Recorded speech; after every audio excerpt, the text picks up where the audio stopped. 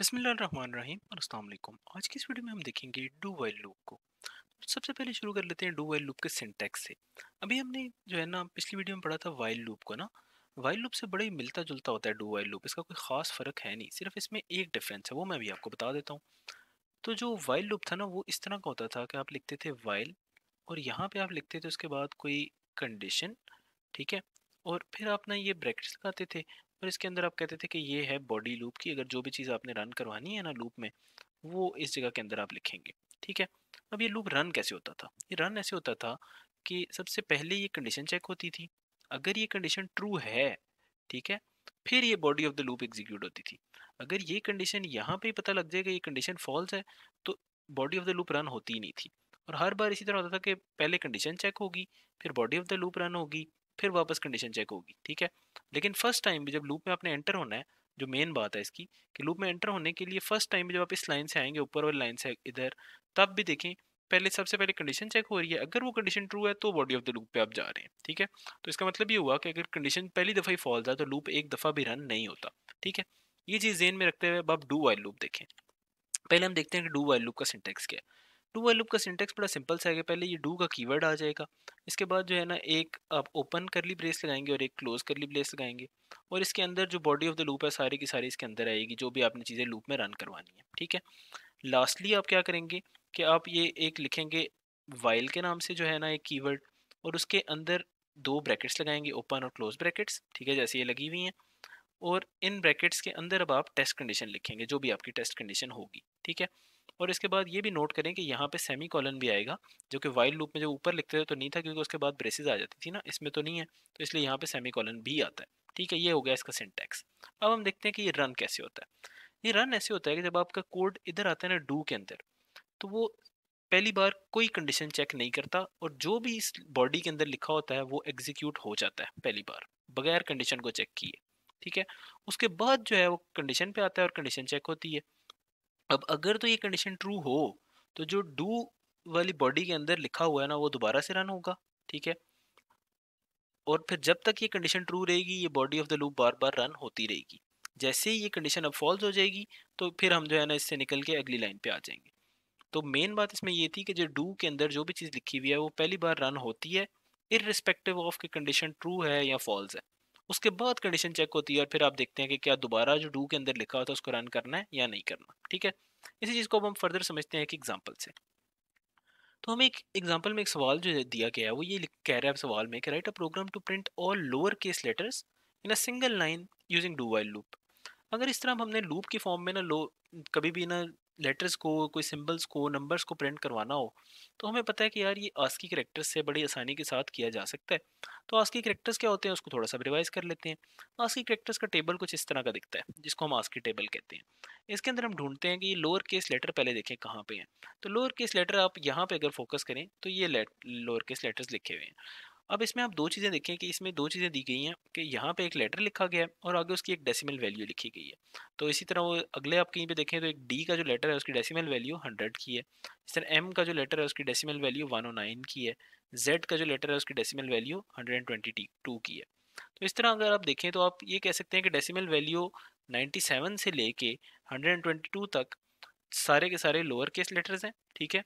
तो हम इनको प्रिंट किस तरीके से करा सकते हैं, तो हम इनको इस तरीके से प्रिंट करा सकते हैं कि हम एक प्रिंट एफ की स्टेटमेंट लिखें, ठीक है। इस प्रिंट एफ की स्टेटमेंट में हम लिखेंगे मैंने करेक्टर प्रिंट करवाना है, आस्की करेक्टर, और आगे मैं कोई भी वेरिएबल दे दूं एन, और इस वेरिएबल की वैल्यूज़ जो है ना वो होंगी, चेंज हो रही होंगी हर बार। तो पहली बार इस वेरिएबल के अंदर सपोज 97 होगा, नेक्स्ट टाइम इसमें 98 होगा, नेक्स्ट टाइम 99 होगा, तो उसके अगेंस्ट जो भी करेक्टर आस्की का बनता है वो प्रिंट होता जाएगा। अब तो हमारा जो काम रह गया वो ये कि हमने बेसिकली करेक्टर्स प्रोड्यूस करवाने हैं 97 से लेके 122 तक। तो एक सीरीज बनेगी इस तरह की कि 97, 98, 99। तो ये अब हम देखते हैं कि ये हमने कैसे करानी है, ठीक है। अच्छा, तो अभी हमारा मकसद क्या है, हमने एक सीरीज प्रोड्यूस करवानी है कैरेक्टर्स की, सॉरी डेसिमल्स की, जो कि जिसकी वैल्यूज़ कुछ इस तरह से हैं कि वो 97 से शुरू हो रही हैं और उनमें 1 का इंक्रीमेंट आ रहा था और वो जा रही थी कहाँ तक, 122 तक, ठीक है। तो ये हमने लिखा कि इस तरह की एक सीक्वेंस हमने बनवानी है लूप से, ठीक है। अब हम इसके अंदर कुछ चीज़ें नोट करते हैं। वो ये कि सबसे पहली चीज़ कि ये सीक्वेंस स्टार्ट कहाँ से हो रही है। तो ये सीक्वेंस जी स्टार्ट हो रही है 97 से। अब जहाँ से सीक्वेंस स्टार्ट हो रही है ना, तो जो हमारे लूप का वेरिएबल है ना, उसकी वैल्यू भी यहाँ से ही जो है ना वो स्टार्ट हो रही होगी। ठीक है, तो हम सपोज वो वेरिएबल n ले लेते हैं, तो मैं n की वैल्यू जो है ना, इनिशियल वैल्यू रखेंगे हम फिर 97। ठीक है, आगे हमारे पास आ जाएगा अगर डू, और डू के अंदर अब हमने जो भी लिखना है वो हम बाद में चले लिखते हैं। और फिर आगे हमारे पास आ जाएगी वाइल की स्टेटमेंट। ठीक है, अब वाइल की स्टेटमेंट हमने लगानी होती है कंडीशन टर्मिनेशन की। वाइल की स्टेटमेंट की जो कंडीशन है वो कैसे लिखेंगे भाई, वो देखें, दो चीज़ें आप नोट करें। एक ये कि भाई ये जो वैल्यूज़ हैं इंक्रीज कर रही है ना, 97 के बाद 98 है, फिर 99 है, फिर 100 है, तो हर अगली वैल्यू पिछली से बड़ी है। तो इसलिए यहाँ पे जो साइन आएगा ना वो आएगा लेस देन इक्वल टू का साइन, क्योंकि जब भी वैल्यूज हमने देखा था इंक्रीज कर रही हो तो हमें इधर लेस देन इक्वल टू का साइन लगाना होता है। यहाँ पे आ जाएगा कि जो भी लूप का वेरिएबल था, और लेस देन इक्वल टू के साइन के आगे क्या आएगा, आगे आएगी वो वाली वैल्यू जहाँ पे ये वाली सीक्वेंस एंड कर रही है। तो ये वाली सीक्वेंस एंड कहाँ कर रही है, 122 पे, तो यहाँ पे हमारे पास आ जाएगा 122। ठीक है, इस तरीके से हमने वाइल का लूप लिख दिया।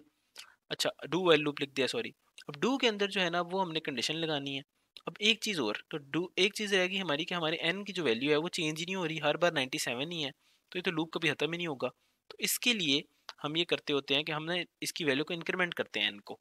और अब इंक्रीमेंट अब कितने का करना है, क्या इंक्रीमेंट भी करना है या डिक्रीमेंट करना है, चीज़ें हमें कैसे पता लगेंगी, वो हम दोबारा सीक्वेंस पे जाते हैं और नोट करते हैं कि हर अगली वैल्यू पिछली से कैसे रिलेट कर रही है। तो 97 से अगर मैं 98 पे जाऊँ, तो 97 में प्लस वन करूँ तो 98 आ जाता है। इसी तरह 98 में अगर मैं प्लस वन करूँ तो 99, 99 में अगर मैं प्लस वन करूँ तो 100। इस तरह एंड पे भी आप देख लें कि 121 में अगर मैं प्लस वन करूँ तो 122 आ रहा है। इसका मतलब ये है कि जो प्लस वन है ना, ये मेरा वो इंक्रीमेंट है जो कि एन के अंदर होना चाहिए। ठीक है, तो फिर मैं इधर लिख दूंगा कि भाई हमारी जो इंक्रीमेंट है वो होगा n is equal to n plus one. ठीक है, बस पीछे अब वो रह गई जो प्रिंट कराना है। प्रिंट की स्टेटमेंट हमने पहले ही देख ली थी कि भाई हमें लिखेंगे यहाँ पे प्रिंट एफ, और यहाँ पे लिखेंगे हमने करेक्टर प्रिंट करवाना है आस्की का, और उसकी वैल्यू कहाँ से आएगी कि एन का जो भी वैल्यू है डेसिमल में उसको प्रिंट करवा दो उसकी आस्की वैल्यू। तो अब ये लूप देखें रन कैसे होगा, कि लूप ऐसे रन होगा कि पहले एन की वैल्यू होगी 97। ठीक है, यहाँ पे जब आएगा 9 की वैल्यू 97 है, इसके बाद ये अंदर आ जाएगा और डू की स्टेटमेंट रन होगी बगैर किसी कंडीशन को चेक किए हुए। डू की स्टेटमेंट में लिखा है कि भाई जो भी एन के अगेंस्ट आस्की कैरेक्टर प्रिंट करा दो वो है स्मॉल ए, तो वो प्रिंट हो जाएगा। एन की वैल्यू इंक्रीमेंट होगी और 98 हो जाएगी और कंडीशन चेक होगी, कंडीशन ट्रू है तो डू की स्टेटमेंट दोबारा रन होगी, और ये रन होती जाएगी जब तक कि हम 122 पे नहीं पहुंच जाते। 122 पे क्या स्मॉल जेड प्रिंट हो जाएगा, और एन की वैल्यू इंक्रीमेंट होके हो जाएगी 123। उस टाइम पे कंडीशन चेक होगी तो कंडीशन फॉल्स हो जाएगी और फिर हम वाइल लूप से बाहर आ जाएंगे। इस चीज़ को भी हम रन करके भी देखते हैं। ठीक है, उससे पहले जो है ना हम इस कोड को थोड़ा सा कंप्लीट कर लेते हैं। तो अभी तक जो हमने कोड लिखा इसके अंदर कौन सी चीज़ ऐसी है जो आपको लग रहा होगा कि भाई ये रह गई है, क्योंकि बेसिकली अभी तक जो हमने लिखा है वो तो सिर्फ हमने वाइल लूप को लिखा है ना। इसके अलावा हमें यहाँ पे कुछ चीज़ें कोड में ही बतानी होती है ना, जैसे हम कहते हैं कि मेन का फंक्शन होगा, तो हम एक इधर मेन का फंक्शन बना लेते हैं कि जो बेसिकली एंट्री पॉइंट होता है कोड का, जिससे कोड को पता चलता है कि उसने रन कहाँ से होना है। तो मेन का फंक्शन आ गया। अब मेन के फंक्शन में हमारा पहला काम होता था कि वेरिएबल डिक्लेयर करना, तो हमने इधर हमें जो वेरिएबल चाहिए वो सिर्फ एन का चाहिए, तो एन का वेरिएबल हमने डिक्लेयर करवा दिया। इसके अलावा क्या रह गया, एक चीज़ और ये रहेगी कि प्रिंट एफ का फंक्शन यूज़ हो रहा है। तो चूंकि प्रिंट एफ का फंक्शन यूज़ कर रहे हैं तो हमें जो है ना वो stdio.h की लाइब्रेरी को इंक्लूड करना पड़ेगा, क्योंकि इस फंक्शन की डेफिनेशन उस लाइब्रेरी में, अगर हम ये लाइब्रेरी इंक्लूड ना करें तो इस फंक्शन को हम यूज़ नहीं कर सकते। इस तरह से हमारा कोड कंप्लीट हो गया। अब बस हम करते यही हैं कि हम इस कोड को जाके ना हम लिखते हैं अपनी आईडीई के ऊपर, ताकि हम ये चीज़ मेक श्योर कर सकें कि जो कोड हमने लिखा है वो ठीक भी है या नहीं है। ठीक है, तो हम अब चलते हैं आईडीई पे। तो ये आ गई आईडीई, तो अब मैं इधर सबसे पहला काम करूँगा कि लाइब्रेरी इंक्लूड करा देंगे हम। नेक्स्ट हमने ये करना है कि भाई मेन का फंक्शन डिक्लेयर करवा देना है, इसके अंदर हमने एन के नाम से एक वेरिएबल डिक्लेयर करना है, और उस एन के वेरिएबल को हमने एक इनिशियल वैल्यू दे देनी है 97 की। फिर हमने डू वाइल लूप स्टार्ट करना है। तो डू वाइल लूप ये करेगा कि हमने प्रिंट करवाना है एक स्टेटमेंट को, जो कि ये कह रही है कि भाई आपने जो है ना वो करेक्टर प्रिंट करवाने हैं, और वो करेक्टर होंगे आस्की में। ठीक है, तो आप इधर इसके अंदर लिखेंगे कि भाई परसेंटेज सी और स्पेस दे देंगे, और आगे एन के अंदर जो भी वैल्यू है उसके अगेंस्ट आस्की करेक्टर प्रिंट कराना है।